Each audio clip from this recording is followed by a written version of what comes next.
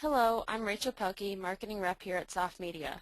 What makes eLeadTracker so unique is that you can customize many parts to fit your specific business needs. Today I would like to briefly show one area that you can customize, the sales cycle. First, we will log in on the eLeadTracker homepage, and for today I will be using our demo login.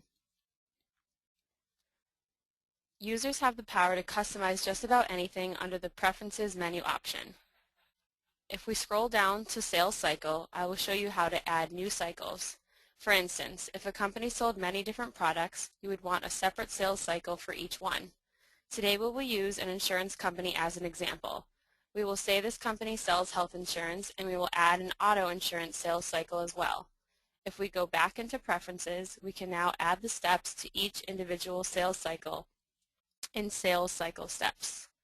So if we go down to Auto Insurance Sales Cycle, each step allows users to keep track of where the prospect is in the sales cycle and can be assigned a percentage of the cycle as a whole.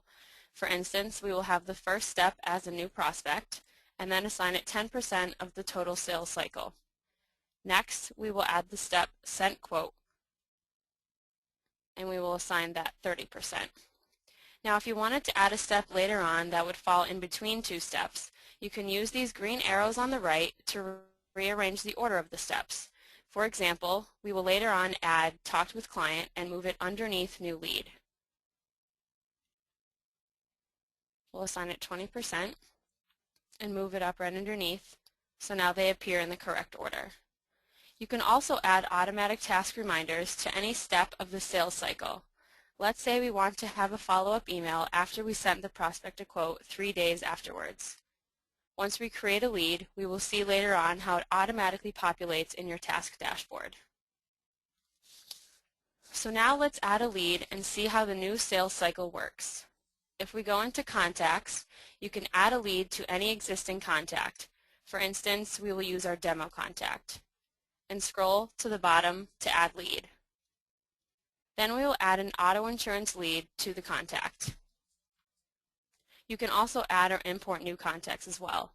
Once the auto lead is added, we can edit the lead status at any time with the drop-down option. So these are the three options we have already created, and once we choose one, underneath you will see the progress bar below. If we change the progress to Sent Quote and save the edits, once we go back to the dashboard, the task to email the prospect in 3 days appears automatically.